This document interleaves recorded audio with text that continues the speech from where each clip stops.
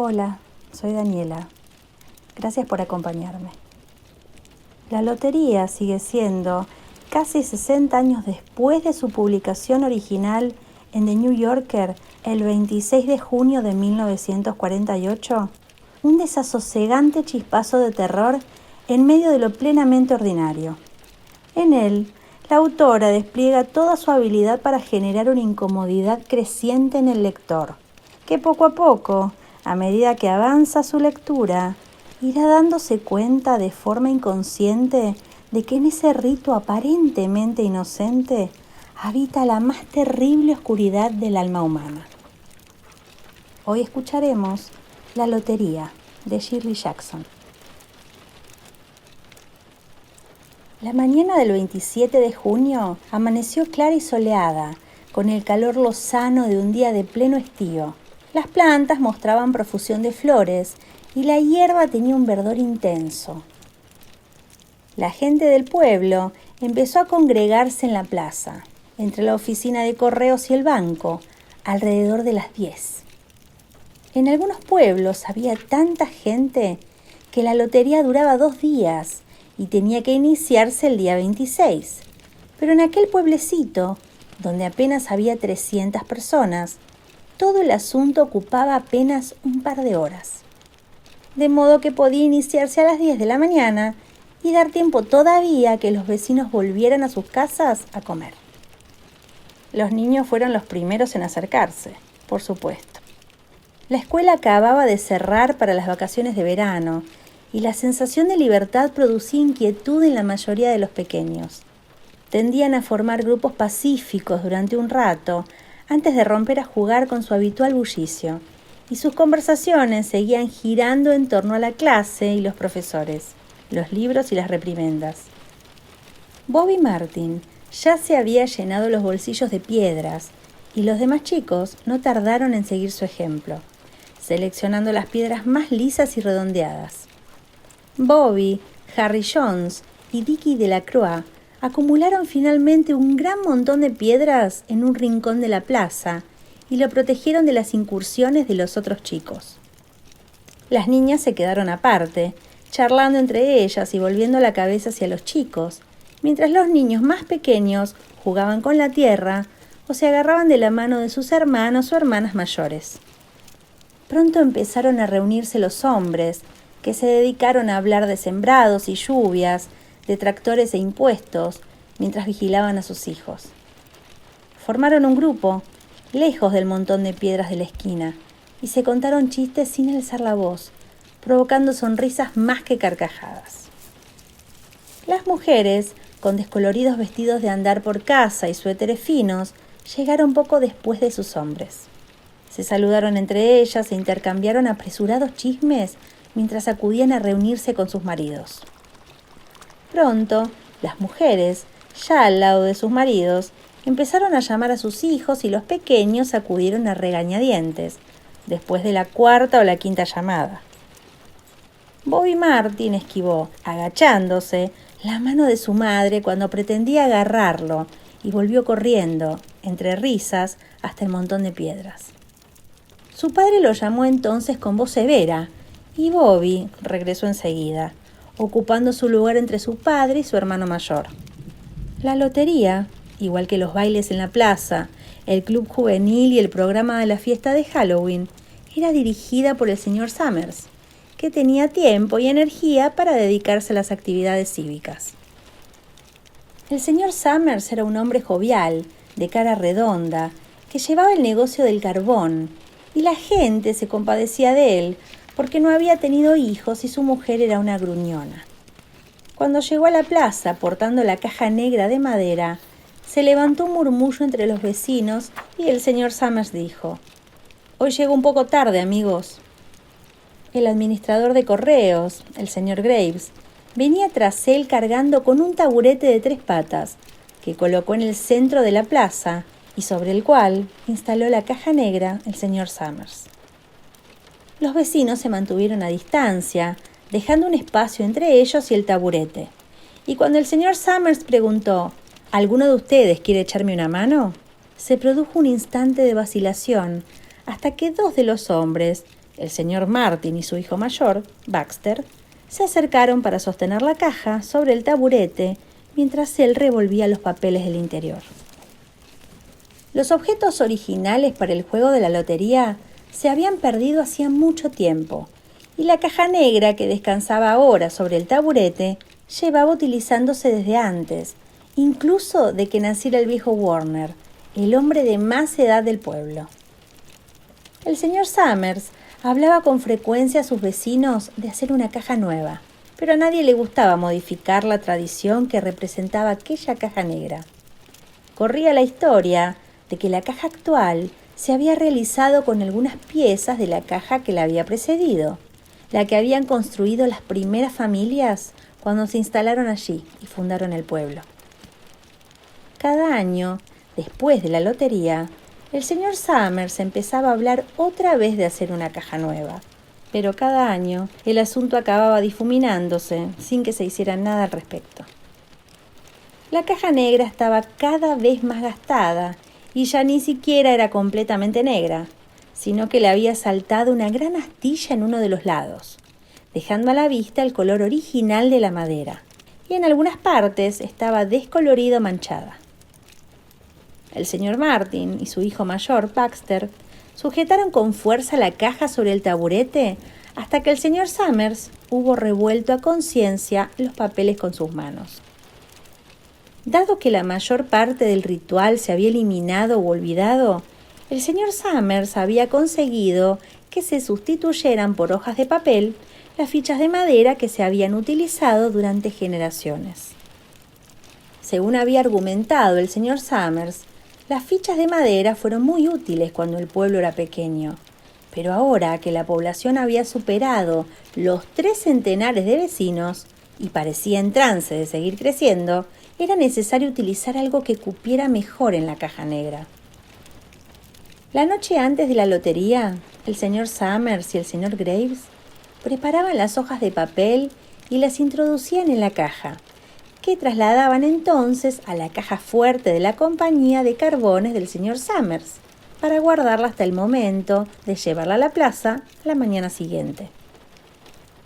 El resto del año, la caja se guardaba a veces en un sitio, a veces en otro.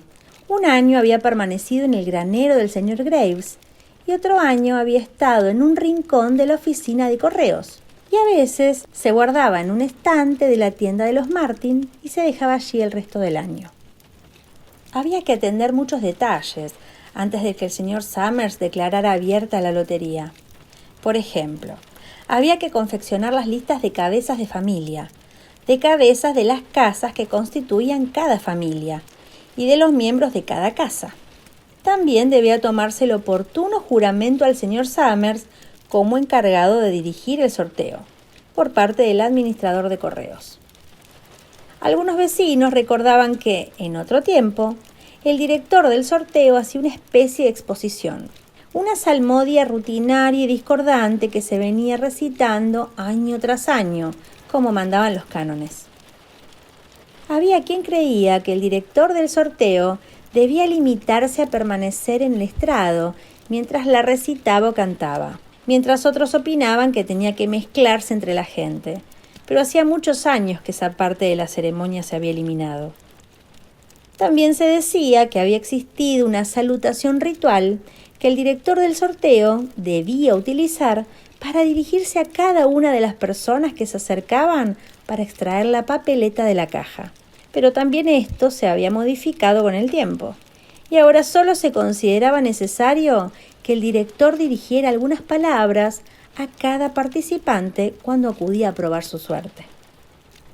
El señor Summers tenía mucho talento para todo ello, luciendo su camisa blanca impoluta y sus pantalones tejanos, con una mano apoyada tranquilamente sobre la caja negra, tenía un aire de gran dignidad e importancia mientras conversaba interminablemente con el señor Graves y los Martin. En el preciso instante en que el señor Summers terminaba de hablar y se volvía hacia los vecinos congregados, la señora Hutchinson apareció a toda prisa por el camino que conducía a la plaza, con un suéter sobre los hombros, y se añadió al grupo que ocupaba las últimas filas de asistentes. Me había olvidado por completo de qué día era, le comentó a la señora Delacroix cuando llegó a su lado, y las dos mujeres se echaron a reír por lo bajo. Pensaba que mi marido estaba en la parte de atrás de la casa, apilando leña, prosiguió la señora Hutchinson. Y entonces miré por la ventana y vi que los niños se habían desaparecido de la vista. Entonces recordé que estábamos a 27 y vine corriendo. Se secó las manos en el delantal y la señora Delacroix respondió: de todos modos, ha llegado a tiempo. Todavía están con los preparativos.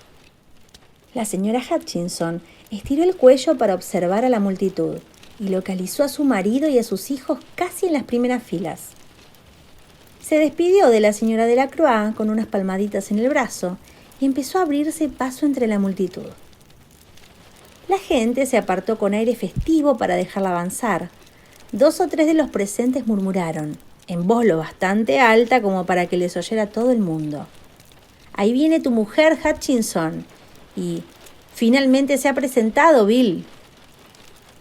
La señora Hutchinson llegó hasta su marido, y el señor Summers, que había estado esperando a que lo hiciera, comentó en tono jovial: «Pensaba que íbamos a tener que empezar sin ti, Tessie».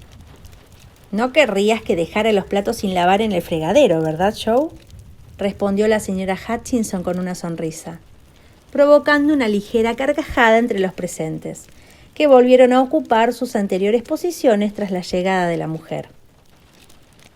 «Muy bien», anunció sobriamente el señor Summers. «Supongo que será mejor empezar de una vez para acabar lo antes posible y volver pronto al trabajo. ¿Falta alguien?» «Dunbar», dijeron varias voces. «Dunbar, Dunbar». El señor Summers consultó la lista. «Clyde Dunbar», comentó. «Es cierto. Tiene una pierna rota, ¿no es eso? ¿Quién sacará la papeleta por él?» «Yo supongo», respondió una mujer, y el señor Summers se volvió hacia ella. «La esposa saca la papeleta por el marido», anunció el señor Summers, y añadió: «¿No tienes ningún hijo mayor que lo haga por ti, Janie?»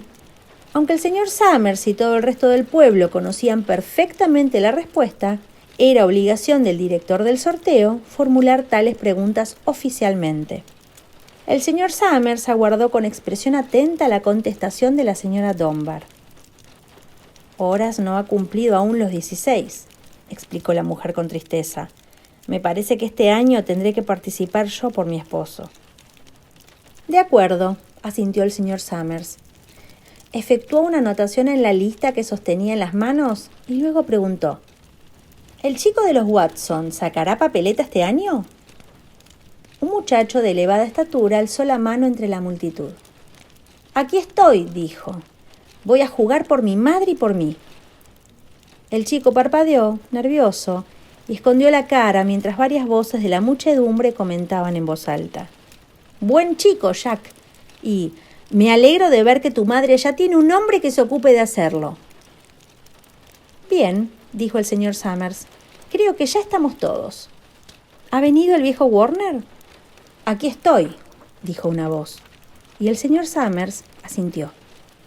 Un súbito silencio cayó sobre los reunidos, mientras el señor Summers carraspeaba y contemplaba la lista. «¿Todos preparados?», preguntó. «Bien, voy a leer los nombres, los cabezas de familia primero, y los hombres se adelantarán para sacar una papeleta de la caja. Guarden la papeleta cerrada en la mano, sin mirarla, hasta que todo el mundo tenga la suya. ¿Está claro?». Los presentes habían asistido tantas veces al sorteo que apenas prestaron atención a las instrucciones. La mayoría de ellos permaneció tranquila y en silencio, humedeciéndose los labios y sin desviar la mirada del señor Summers. Por fin, éste alzó una mano y dijo: «Adams». Un hombre se adelantó a la multitud. «Hola, Steve», le saludó el señor Summers. «Hola, Joe», le respondió el señor Adams. Los dos hombres intercambiaron una sonrisa nerviosa y seca. A continuación, el señor Adams introdujo la mano en la caja negra y sacó un papel doblado. Lo sostuvo con firmeza por una esquina, dio media vuelta y volvió a ocupar rápidamente su lugar entre la multitud, donde permaneció ligeramente apartado de su familia sin bajar la vista a la mano donde tenía la papeleta. Allen, llamó el señor Summers. Anderson. Bentham. Ya parece que no pasa el tiempo entre una lotería y la siguiente, comentó la señora Delacroix a la señora Graves en las filas traseras. Me da la impresión de que la última fue apenas la semana pasada. Desde luego, el tiempo pasa volando, asintió la señora Graves. Clark, Delacroix. Allá va mi marido, comentó la señora Delacroix, conteniendo la respiración mientras su esposo avanzaba hacia la caja. Dunbar, llamó el señor Summers, y la señora Dunbar se acercó con paso firme, mientras una de las mujeres exclamaba, ¡Ánimo, Janie! Y otra decía, ¡allá va! Ahora nos toca a nosotros, anunció la señora Graves, y observó a su marido cuando éste rodeó la caja negra. Saludó al señor Summers con aire grave y escogió una papeleta de la caja. A aquellas alturas, entre los reunidos, había numerosos hombres que sostenían entre sus manazas pequeñas hojas de papel, haciéndolas girar una y otra vez con gesto nervioso. La señora Dunbar y sus dos hijos estaban muy juntos. La mujer sostenía la papeleta. Harvard Hutchinson. Vamos allá, Bill, dijo la señora Hutchinson, y los presentes cercanos a ella soltaron una carcajada. Jones. Dicen que en el pueblo de arriba están hablando de suprimir la lotería, comentó el señor Adams al viejo Warner. Este soltó un bufido y replicó, atajo de estúpidos. Si escuchas a los jóvenes, nada les parece suficiente. A este paso, dentro de poco, querrán que volvamos a vivir entre cavernas, que nadie trabaje más y que vivamos de ese modo. Antes teníamos un refrán que decía, la lotería en verano, antes de recoger el grano. A este paso, pronto tendremos que alimentarnos de bellotas y frutos del bosque. La lotería ha existido siempre, añadió irritado. Ya es suficientemente terrible tener que ver al joven Joe Summers ahí arriba, bromeando con todo el mundo. En algunos lugares ha dejado de celebrarse la lotería, apuntó la señora Adams. Eso no traerá más que problemas, insistió el viejo Warner testarudo. Atajo de jóvenes estúpidos. Martin. Bobby Martin vio avanzar a su padre. Overdyke, Percy. Ojalá se den prisa, murmuró la señora Dunbar a su hijo mayor. Ojalá acaben pronto. Ya casi han terminado, dijo el muchacho. Prepárate para ir corriendo a informar a tu padre, le indicó su madre. El señor Summers pronunció su propio apellido, dio un paso medido hacia adelante y escogió una papeleta de la caja. Luego llamó a Warner. Llevo 67 años asistiendo a la lotería, proclamó el señor Warner mientras se abría paso entre la multitud. Watson. El muchacho alto se adelantó con andares desgarbados. Una voz exhortó. No te pongas nervioso, muchacho. Y el señor Summers añadió. Tómate el tiempo necesario, hijo. Después cantó el último nombre. Zanini. Tras esto, se produjo una larga pausa, una espera cargada de nerviosismo, hasta que el señor Summers, sosteniendo en alto su papeleta, murmuró. Muy bien, amigos. Durante unos instantes, nadie se movió. A continuación, todos los cabezas de familia abrieron a la vez la papeleta. De pronto, todas las mujeres se pusieron a hablar a la vez. ¿Quién es? ¿A quién le ha tocado? ¿A los Dunbar? ¿A los Watson? Al cabo de unos momentos, las voces empezaron a decir, «Es Hutchinson. Le ha tocado a Bill Hutchinson». «Ve a decírselo a tu padre», ordenó la señora Dunbar a su hijo mayor. Los presentes empezaron a buscar a Hutchinson con la mirada. Bill Hutchinson estaba inmóvil y callado, contemplando el papel que tenía en la mano. De pronto, Tessie Hutchinson le gritó al señor Summers. «No le has dado tiempo a escoger qué papeleta quería. Te he visto, Joe Summers. No es justo». «Tienes que aceptar la suerte, Tessie», le replicó la señora Delacroix. Y la señora Graves añadió. Todos hemos tenido las mismas oportunidades. «Vamos, Tessie, cierra el pico», intervino Bill Hutchinson. «Bueno», anunció acto seguido el señor Summers. «Hasta aquí hemos ido bastante deprisa y ahora deberemos apresurarnos un poco más para terminar a tiempo». Consultó su siguiente lista y añadió: «Bill, tú has sacado la papeleta por la familia Hutchinson. ¿Tienes alguna casa más que pertenezca a ella?» «Están Don y Eva», exclamó la señora Hutchinson con un chillido. «Ellos también deberían participar». «Las hijas casadas entran en el sorteo con las familias de sus maridos, Tessie», replicó el señor Summers con suavidad. «Lo sabes perfectamente, como todos los demás». «No ha sido justo», insistió Tessie. «Me temo que no», respondió con voz abatida Bill Hutchinson a la anterior pregunta del director del sorteo. «Mi hija juega con la familia de su esposo, como está establecido, y no tengo más familia que mis hijos pequeños. Entonces, por lo que respecta a la elección de la familia, ha correspondido a la tuya», declaró el señor Summers a modo de explicación. «Y por lo que respecta a la casa, también corresponde a la tuya, ¿no es eso?» «Sí», respondió Bill Hutchinson. «¿Cuántos chicos tienes, Bill?», preguntó oficialmente el señor Summers. «3», declaró Bill Hutchinson. «Está mi hijo, Bill, y Nancy, y el pequeño Dave. Además de Tessie y de mí, claro». «Muy bien, pues», asintió el señor Summers. «¿Has recogido sus papeletas, Harry?» El señor Graves asintió y mostró en alto las hojas de papel. «Entonces, ponlas en la caja», le indicó el señor Summers. «Coge la de Bill y colócala dentro». «Creo que deberíamos empezar otra vez», comentó la señora Hutchinson con toda la calma posible. «Les digo que no es justo. Bill no ha tenido tiempo para escoger qué papeleta quería. Todos lo han visto». El señor Graves había seleccionado 5 papeletas y las había puesto en la caja. Salvo estas, dejó caer todas las demás al suelo, donde la brisa las impulsó, esparciéndolas por la plaza. «¡Escúchenme todos!», seguía diciendo la señora Hutchinson a los vecinos que la rodeaban. «¿Preparado, Bill?», inquirió el señor Summers, y Bill Hutchinson asintió, después de dirigir una breve mirada a su esposa e hijos.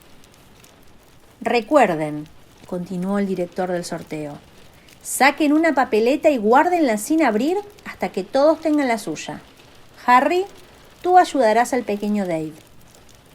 El señor Graves tomó de la manita al niño, que se acercó a la caja con él sin ofrecer resistencia. «Saca un papel de la caja, Davy», le dijo el señor Summers. Davy introdujo la mano donde le decían y soltó una risita. «Saca solo un papel», insistió el señor Summers. «Harry, ocúpate tú de guardarlo». El señor Graves tomó la mano del niño y le quitó el papel de su puño cerrado. Después lo sostuvo en alto mientras el pequeño Dave se quedaba a su lado, mirándolo con aire de desconcierto. «Ahora Nancy», anunció el señor Summers. Nancy tenía 12 años y a sus compañeros de la escuela se les aceleró la respiración mientras se adelantaba, agarrándose la falda, y extraía una papeleta con gesto delicado. «Bill, hijo», dijo el señor Summers, y Billy, con su rostro sonrojado y sus pies enormes, estuvo a punto de volcar la caja cuando sacó su papeleta. «Tessie». La señora Hutchinson titubeó durante unos segundos, mirando a su alrededor con aire desafiante, y luego apretó los labios y avanzó hasta la caja. Extrajo una papeleta y la sostuvo a su espalda. «Bill», dijo por último el señor Summers, y Bill Hutchinson metió la mano en la caja y tanteó el fondo antes de sacarla con el último de los papeles. Los espectadores habían quedado en silencio. «Espero que no sea Nancy», cuchicheó una chica, y el sonido del susurro llegó hasta el más alejado de los reunidos. «Antes, las cosas no eran así», comentó abiertamente el viejo Warner, «y la gente tampoco es como en otros tiempos». «Muy bien», dijo el señor Summers. «Abran las papeletas. Tú, Harry, abre la del pequeño Dave». El señor Graves desdobló el papel y se escuchó un suspiro general cuando lo mostró en alto, y todos comprobaron que estaba en blanco. Nancy y Bill hijo abrieron los suyos al mismo tiempo, y los dos se volvieron hacia la multitud con expresión radiante, agitando sus papeletas por encima de la cabeza.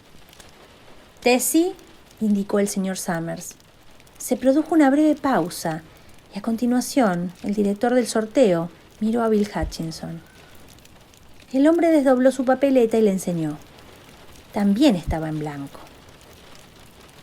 «Es Tessie», anunció el señor Summers en un susurro. «Muéstranos su papel, Bill». Bill Hutchinson se acercó a su mujer y le quitó la papeleta por la fuerza. En el centro de la hoja había un punto negro, la marca que había puesto el señor Summers con el lápiz la noche anterior, en la oficina de la compañía de carbones. Bill Hutchinson mostró en alto la papeleta y se produjo una reacción agitada entre los congregados. «Bien, amigos», proclamó el señor Summers, «démonos prisa en terminar». Aunque los vecinos habían olvidado el ritual y habían perdido la caja negra original, aún mantenían la tradición de utilizar piedras. El montón de piedras que los chicos habían reunido antes estaba preparado y en el suelo. Entre las hojas de papel que habían extraído de la caja, había más piedras. La señora Delacroix escogió una piedra tan grande que tuvo que levantarla con ambas manos y se volvió hacia la señora Dunbar. «¡Vamos!», le dijo. «¡Date prisa!». La señora Dunbar sostenía una piedra de menor tamaño en cada mano y murmuró entre jadeos. «No puedo apresurarme más. Tendrás que adelantarte. Ya te alcanzaré». Los niños ya tenían su provisión de piedras y alguien le puso en la mano varias piedrecitas al pequeño Davy Hutchinson. Tessie Hutchinson había quedado en el centro de una zona despejada y extendió las manos con gesto desesperado mientras los vecinos avanzaban hacia ella. «¡No es justo!», exclamó. Una piedra la golpeó en la sien. «¡Vamos, vamos todo el mundo!», gritó el viejo Warner. Steve Adams estaba al frente de la multitud de vecinos, con la señora Graves a su lado. «¡No es justo! ¡No hay derecho!», siguió exclamando la señora Hutchinson. Instantes después, todo el pueblo cayó sobre ella.